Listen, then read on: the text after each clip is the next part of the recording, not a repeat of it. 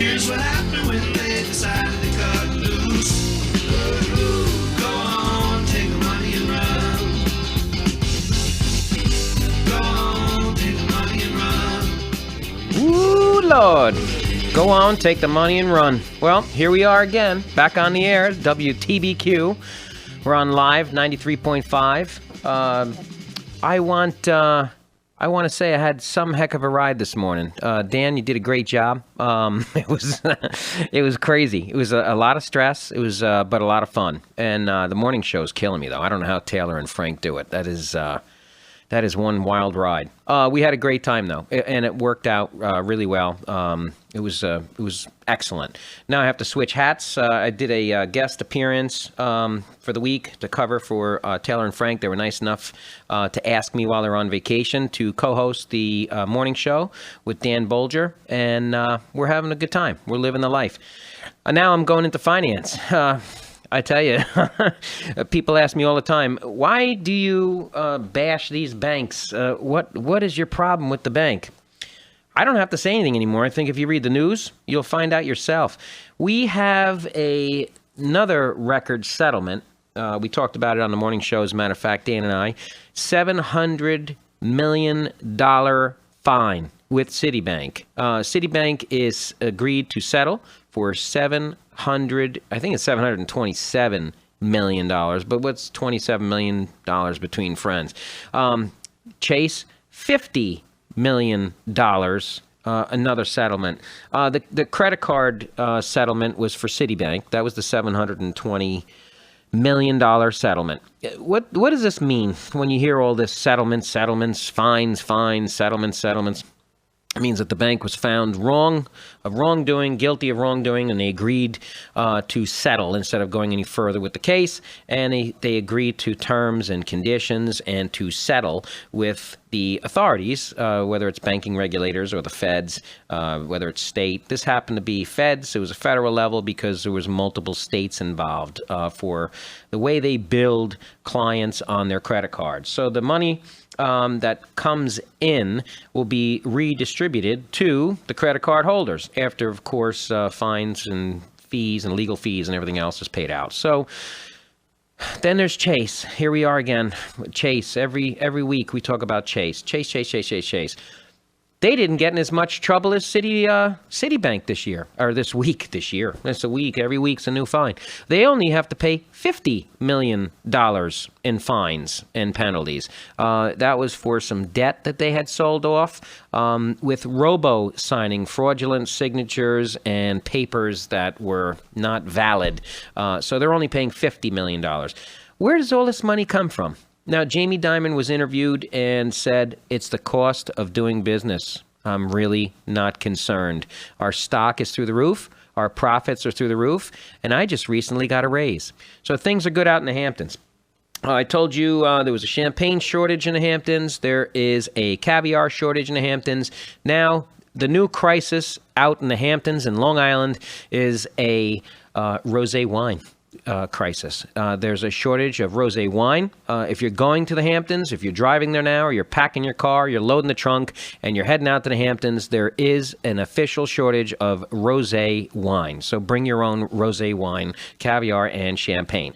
The reason I bring up the Hamptons, as I tell my son Connor, is that's where the money is. And that's what my show is. That's where the money is. Today, I have a guest caller. We had him in once before. His name is Steve Dybert from MFI Miami. Steve does work for various law firms, and he does research of mortgages, documents, validity of documents, signatures, as much as he can to see if there's any fraudulent signatures. And there's also, he does work on whether or not the bank's mortgage papers are in compliance. What good is this research? Why do attorneys need this? This helps a case. If there's a client that's in foreclosure and they have a mortgage and they're being sued by the bank, we've got to see who has a better case. If the bank has a good case, all the papers are solid as a rock, then they're going to be able to foreclose on the house, kick the people out, sell the house, and get their money back. If the papers that people signed on a mortgage are not valid, then they have a good case, and there's a possibility of not getting a free house. Everybody thinks you'll get a free house, and they won the lottery. It's not about that. It's making it a level playing field. It's being able to negotiate. That's what courts are for. It's settlements is what everybody looks for, unless it's criminal. But this is white-collar civil courts, and it's not a matter of going to jail. It's a matter of making a deal, and everybody just move on with their life. I'm hoping that Steve Dybert's on the line. Are you there, Steve? Yes, I am. Hey, what's happening? How you doing, brother? It's good to hear from you. I'm getting tired of texting you all the time. It's nice to hear your voice. Oh, yeah. Please. It's actually pretty nice down here in Key West right now. I was just going to say, please tell me that you're not in Key West right now. Yeah, I am King of Key West. As a matter of fact, I'm on my way to funny that you called me today, or asked me to be on the show, rather, because we are actually on our way. I'm with one of my attorneys right now, and we are on our way to a mediation for a foreclosure case. Ah. And that's the big loan you told me about down in the Keys. Yeah, and that's basically what happened generally in this case. Yeah, tell me about this case without mentioning the person's name. I'm curious what happened. I wanted to have you on Monday or Tuesday, but I'll tell you off the air how crazy this radio station got. I believe it. I'll tell you, it's a funny story. You'll love it. There in radio in other markets who used to do morning shows, so I totally get it. Oh yeah, I got T-boned yesterday, but I'll tell you off the air, it was kind of funny. Somebody cold cocked me right in the head, so I'll tell you about it though. It's a funny story. So tell me about this case, though. I love talking to you about these cases because someone's got to help some of these poor people. Not all of them are victims, but the ones that are victims, you're there for them. So tell me what's going on with this lady. Well, basically what had happened was the lender had misapplied a big chunk of her payments when she was making her payments. What they did was, it was originally a $1 million+ loan, and then what had happened is Bank of America had misapplied nearly probably about $150,000 worth of payments, principal and interest payments, and escrow payments. Mm-hmm. This happens a lot. I get a lot of people calling me up and saying that they made a payment and the servicing company sold it to another servicing company and they're missing one payment. Well, there was a gap because they moved the loan from one place to another. Right. And what we're discovering now that we're doing the actual accounting on all this, on these loans and using it as part of a foreclosure defense strategy, is that close to 80% of these loans, the accounting does not add up. So what you have is people who are in default and that shouldn't be in default, and they're in default because the mortgage servicer didn't apply the payments properly. Okay. Well, I'm seeing that more and more, and I'm hearing it more and more, and you probably know as well as I do. And I'm, it's kryptonite to Superman. When I say credit union, how often do you see these things happen at a credit union? Well, a credit union is going to be a little bit different scenario. You do see it once in a while with a credit union, but you're not seeing it, on the large by the thousands. With some of the more national mortgage servicers like Ocwen, who just, matter of fact, got fined by the state of New York for $150 million. Only $150 million? Yeah, but that was only for New York. That wasn't nationwide. Oh, Lord. And Ben Schmidlowski over at the Department of Finance, he actually, as part of the stipulation, made the chairman of Ocwen resign. Yeah, I remember that. I remember hearing that. And he forced Ocwen to fire their chairman. Well, that's a sinking ship. What's wild about that settlement, though, is that you see a totally different attitude at Ocwen and Ocwen customer service now that you didn't see, last year. No, the attitude's definitely changed. We've been dealing with them. I have a mortgage with my rental property with Ocwen. They've been very nice. I can't tell you how nice they've been. The whole attitude's changed. Yeah, they no longer reroute your call to India. Yeah. Or Pakistan. No. Or the Philippines. You talk to an American in Florida, representative, either in Florida or in Texas. Okay. Who used to work for American Home Mortgage because they bought American Home Mortgage. Okay.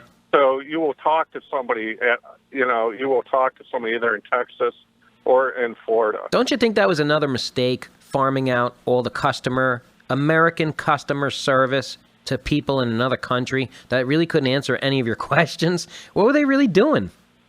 Well, they were doing it as a cost-saving measure.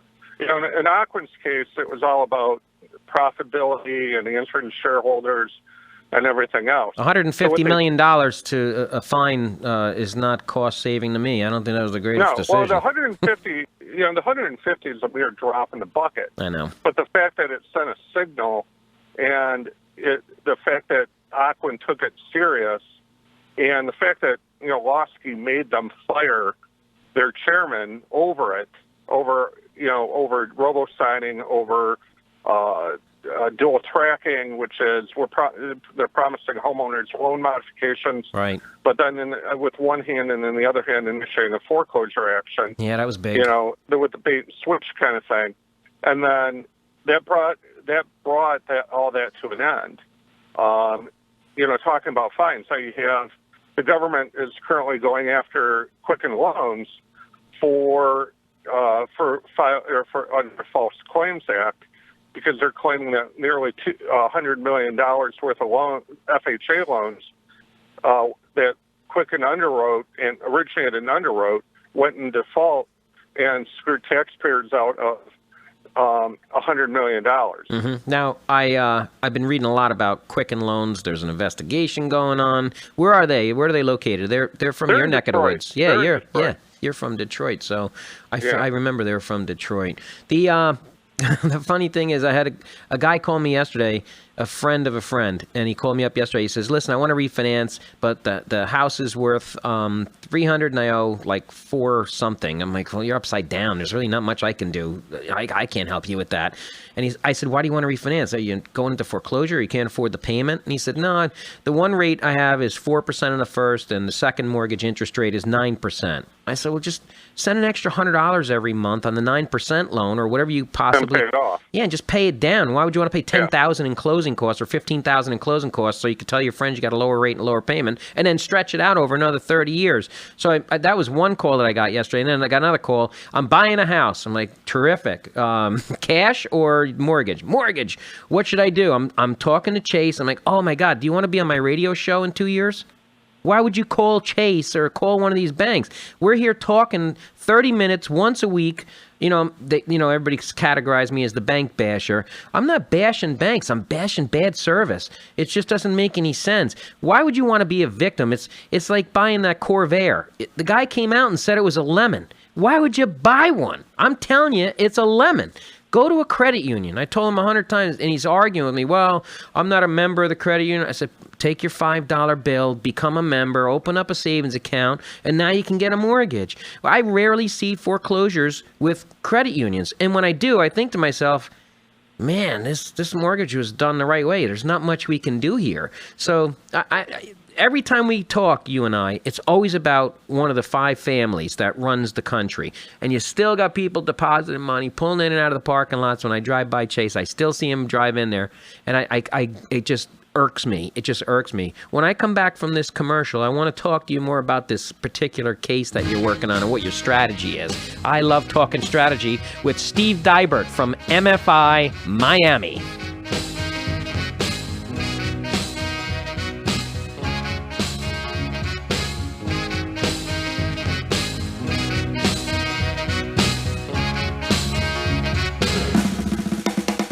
Let's talk about the F word for a minute, foreclosure. Defaulting on your mortgage can cause a lot of stress on you, your family, and most importantly, your kids. As soon as you default, your banker sends your file over to their legal department to begin the foreclosure process. In the old days, you called every family member possible to borrow money, or you rented a U-Haul and left in the middle of the night. Well, not anymore. Now you could turn your banker's files over to your legal department, the law offices of Stephen Stutman. If you have a foreclosure problem, Stephen has the solution. Are you aware that there are many options available from your bank, the state, and the federal government? The law offices of Stephen Stutman has successfully represented their clients for over 30 years. Steve Stutman doesn't work for the banks. He works for the people and defends families' homes. So, if you are interested in keeping your home, then call Steve Stutman at 888-574-7771. When it comes to the roof over your head, Steve Stutman's got you covered. 888-574-7771. This is an attorney advertisement and an offer of assistance. Attorneys cannot guarantee results for either side. Whoa, stop, neighbor. Stop your digging.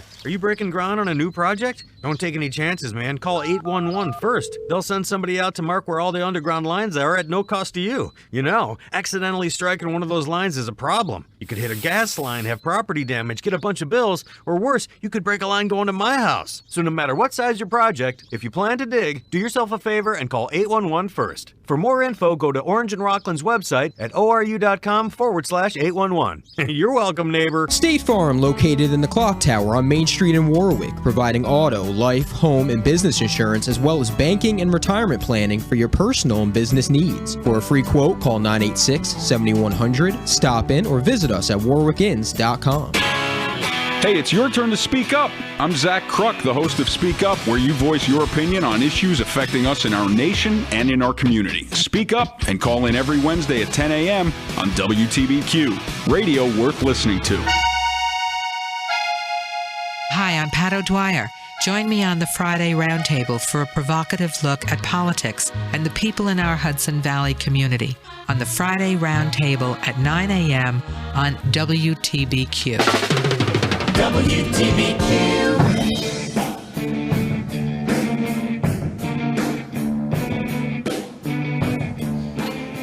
A serious song for a serious topic. I love that song. I think that definitely applies to me. I'm on with Steve Dybert from MFI Miami. He does forensic research. He assists attorneys and clients that are in foreclosure with their cases to get a level playing field or a few extra cards in their deck to negotiate a decent deal with the big, bad bank. Steve? Yeah. What time you going to court? 1 o'clock, but we just pulled in the hotel, so I have to check in here in a few minutes. All right, well, we're going to be off in about 8, so. Okay. So, how's the weather in Key West, by the way? I hate to jump subjects. It's 91 degrees and kind of humid. Is it humid? Yeah? Wow. Yeah, it's sunny out, but it's nice. I love it down there. So you're going to court, and I guess the defendant will be there, the attorney's going to be there, you're going to be there, and which bank is this one? I can hardly wait to hear. Bank of America. Oh, your favorite. Yeah. I love your posts. You know, folks, if you want information about what Steve does or how he could help you if you're in foreclosure or you know someone is in foreclosure, I had a couple of calls yesterday, people that heard the radio show and said, my son's in foreclosure and my cousin's in foreclosure. You go on Google and you put in MFI Miami and look for Steve. He's also got a Facebook page. He posts all the results of all the findings that he has. That's the bad part, if you were a banker, that when Steve finds things, he posts things, and it helps other people with their cases. So you're going in today, you're all charged up. Is this your first day in, or is it yesterday was your first day? For this, today's the first day. First day in court, but you already did the research. We're not. The trial is not until next month. It's on mediation. Oh, it is the mediation. Okay. Yeah. Now the mediation. So we'll get wrapped up today. I'm not worried. I'm not worried about that. Well, you're saying it because you and I are both on the same page. I know how you go and I know how you work. You walk into these courthouses, they see your face. They know. They always ask, "Who's he? Is he with the firm?" No, he's Steve Dybert from MFI Miami. We'll be right back. I'm kind of like Luca Brasi from The Godfather when I walk in. You don't have to talk. Yeah, I don't have to talk. All I got to do is stare at them and they cave. I like having Luca on my team when it comes to lawsuits. Luca Brasi wasn't a bad guy until the knife hit the hand, but that's another story for another day. Yeah, exactly. But the cool thing is you have already done the research. They've already seen your report. They already know what your results are. So what do they think they're going to gain? What do you think you're going to gain? Where do you think we are? Well, 9 times out of 10, if I have to go to court, the client 9 times out of 10 the client walks away with a dismissed foreclosure. Right. Okay. You know, the bank either will capitulate and say, "All right, we're withdrawing," and without going for 10 minutes before the trial or an hour before trial. You know, kind of like the case that we talked about a couple of weeks ago, where 90 minutes before, JP Morgan Chase, voluntarily dismissed the foreclosure action against my client with prejudice, meaning they can't bring it back. So they basically, they got a free house, basically. Right. Yeah. No mortgage payments. This case, yeah, in this case, I know I can get more. I know I'm going to get the foreclosure toss. That's a case. no-brainer. Yep. Yeah.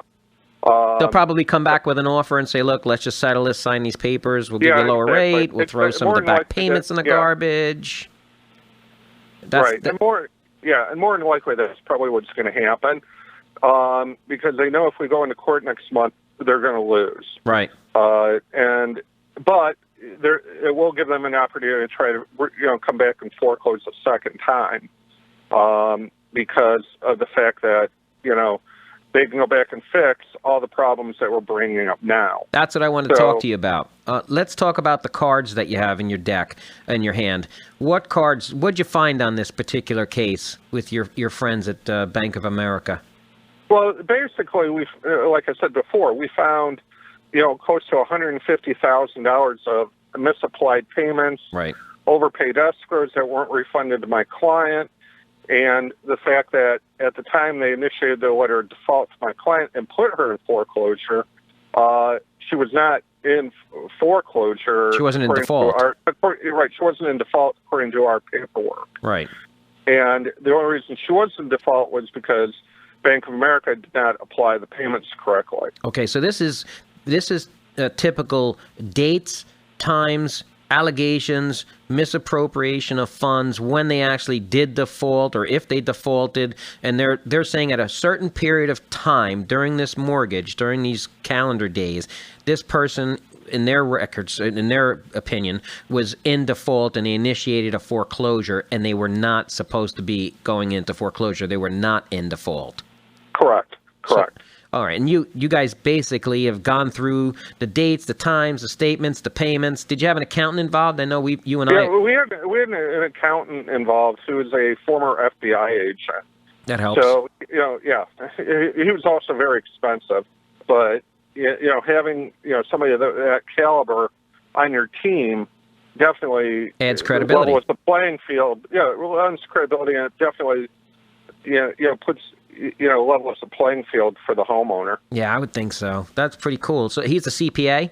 Right, correct. So they have you on the team. They have a former FBI CPA that did an investigation to see whether or not these numbers are correct or incorrect, and he found that they were incorrect. And he's going to appear there today, or not for the mediation? Not for the mediation. But he's geared up and ready to go to be involved with the court case if Bank of America decides to go forward. Correct. Who originated the loan? Was it Bank of America or?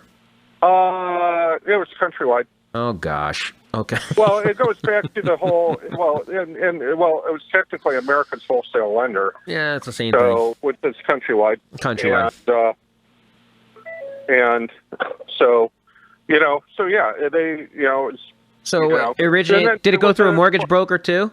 Yeah, well, anything that says America's wholesale. Oh, sorry. All right. That's right. You're right. A broker. That's right. Well, now there's a new argument that we're actually doing in Michigan that accuses Bank of America of mortgage fraud right out of the gate, because if you read the mortgages that say America's wholesale lender on them, that it says a New York corporation.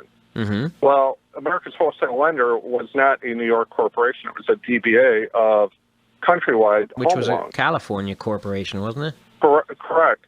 But the fact that, the other thing, too, is that these were signed through the MERS database. And the MERS database, and you have to be a member of MERS for MERS to assign your mortgage. Right. Well, the problem is that America's wholesale lender, since it was not a corporation, was not a member of MERS. Man, how would a typical homeowner know to look for all these points, all these facts, and go into a courtroom and fight this kind of a lawsuit? Answer that question for me. Well, they're not, and that's what. And that's. Well, they are. They call MFI Miami. Yeah. Oh man, I love talking to you about these cases. These cases get me. Listen, if you borrowed the money, can't pay back, folks. that's a rough deal. And there's other ways to get out of those situations. If you borrowed the money from a big bank, went through a broker, went to a bank, it was sold to another bank, sold and sold and sold, misappropriation of funds, then you have a major problem. And that's why I'm touting the credit unions until these banks get their act together. Steve, I wish you and your team the best of luck, and I hope you have a fantastic time in Key West. Not just kicking the bank's butt, but the Duval crawl. Yeah, okay. All right, man. All right, take care, man. I'll talk to you soon. See you on the internet. All right, bye-bye. Good luck. All right, Thanks. folks, that's Bye-bye. my friend Steve Dybert from MFI Miami. Check him out on the internet. He's a great guy, knows his stuff. That's the guy you want on your team. And thanks for listening to my show. That's where the money is. Love you, Willie Sutton.